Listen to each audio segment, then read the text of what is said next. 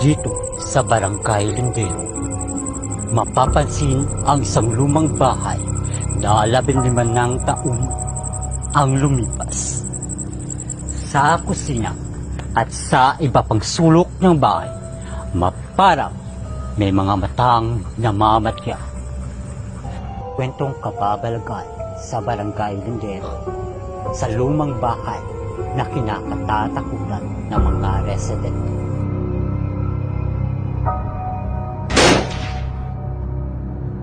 Ano ang naranasan mo sa kusina at nakita?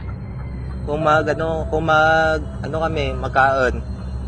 Halimbawa, ang kami, naisip naman kung tira kami magkaon, 5. Halimbawa, 5 kami. Pero, ang pinggan naman, patang kami ka pinggan, 5 makabilog. Pero, andot, isa gasubra. Kaya mo nga anam.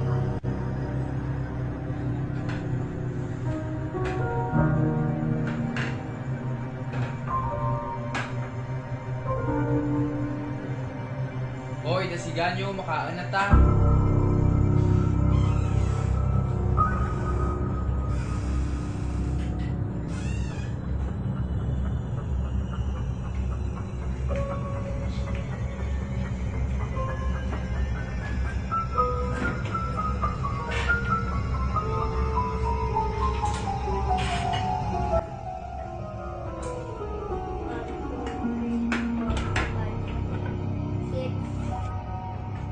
Ay, nasobra ang pinggan na. Ay, Ednon, sobra din lang gali. Sabay ini lang, may masabay man guro kay natin. Dami, masay lang galing. Sige lang. Ay, nagpag ako yung kutsara, wait lang.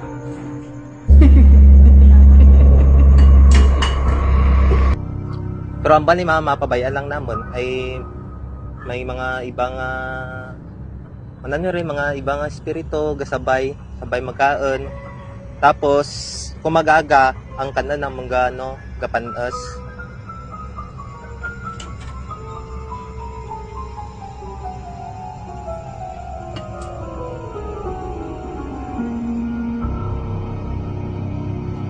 Gapanas na yun, okay na lang yung ginanong pre, tigang pre.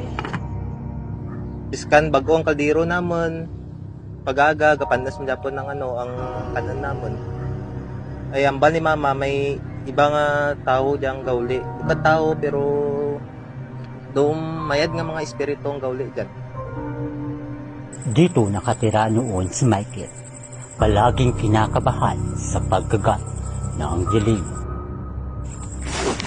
Ang lumang bahay ay pag-aari ni na Mr. and Miss Mondihar na tito ni Michael. Sa tuwing humaharap sa kusina si Michael, bumabalik sa isip niya ang nakakakilabot na alaala kasama ang mga pinsan niya.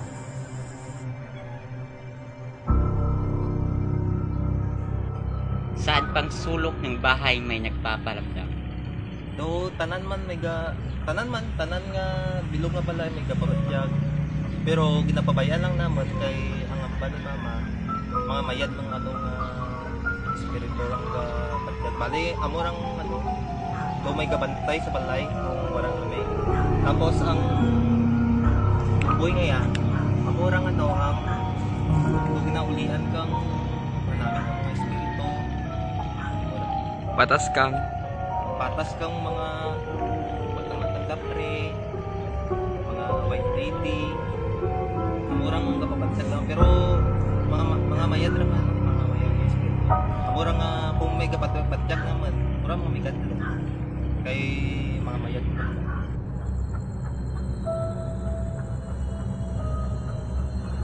Halos masindak si Michael sa nakita niyang anino sa kusina. Ikinuwento ni Michael ang kakilakilabot na pangyayari sa tingin at naungkat ang mga misteryo sa bahay na ito. Ano ang misteryo ng lumang bahay? Bakit tinawag na haunted house? Ang kauna, bukat pa na haunted house. Kay kang gauli kami dyan, puro mga mayad nga espiritu mga gauli dyan. Pero kung umpisa nga nagalin na kami, ang di mama nagpano rin sa Manila. Mga iba rin nga espiritu, ang mga mayin espiritu to dogin taboy kang malain na espiritu mga puro masayo. Kag ang one time nga may gauli dyan, may gaupa. Tapos sura matanda ng buhay kay ginaparamdam matanda ng mga malain rin nga espiritu. Duro rin ka sila ng mga malain na espiritu. Kaya ang balay ngaya, ginbuhat ang balay ngaya, ikaw sayid pala. Kaya ang balay ngaya sa dakto mapati mo sa hindi daw sa dalon tanang kang mala piramid nga mangga. Kaya may mangga dito, may mangga dyan, tapos may mangga kami dyan. Bali sa dalon tanang ang piramid. Bali ang kung sa mga malampa daw sayid raw pag tukod ka balay. Sa saan ginakas nga to? Tapos ang ginakas ang atop, kaya ang purpose sa kara para mura ti ti malayo ni espiritu mo sila. Kaya rin abandonado rin na balaya. Mura ti mauli. Amura ginakasan kang atop para ay kung di mapag-iksan kang atop, turon dapat ka sa malayo ni espiritu. Doon sa may aman nga balay nga daan sa highway, ang na experience ko dito sa aming balay, may kung gabi may nagakalas-kalas.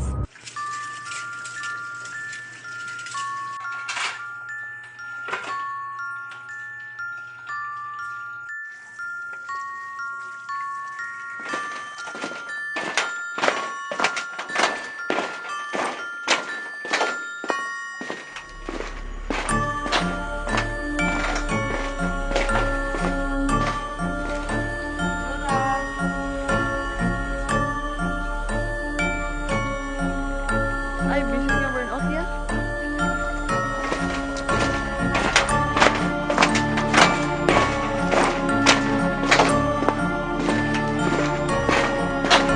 Dawon, may tahong naglagagawa ng aron, kung gabiin may tao bakal.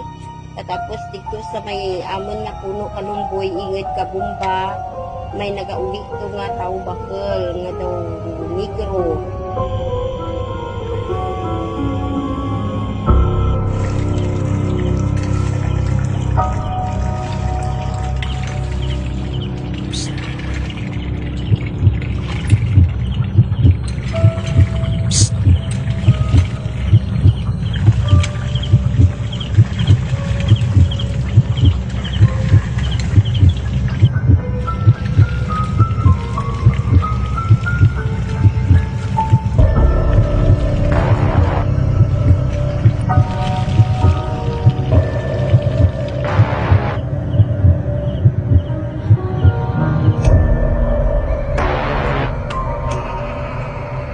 Naka-experience ang aking nagurang, nagkatubo tana kang nervyos breakdown.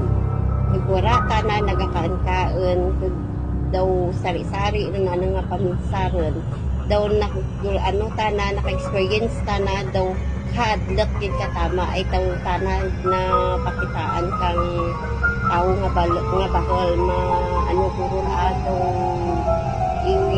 nagurang akong bulangan daw sa kaga noon na magulong daw hindi kaya ako nagpapagdan sa mga ang na-experience na kong gulang. Naka-experience kami, nagpamana ako, tapos dito kami nagsaway kami, tapos naka-experience kami dito pagid. Nga kon gabi nga mga nagagawa ang daw gabayo kaputi ang white lady.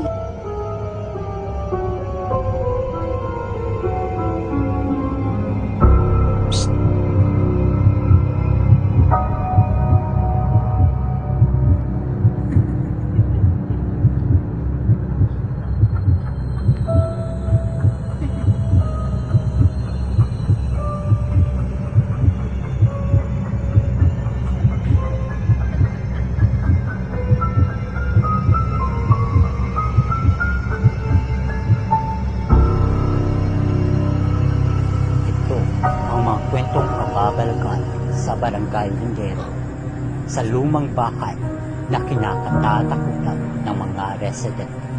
Ako si Jason Flores at ito ang dokumentaryo tungkol sa mga kababalaghan.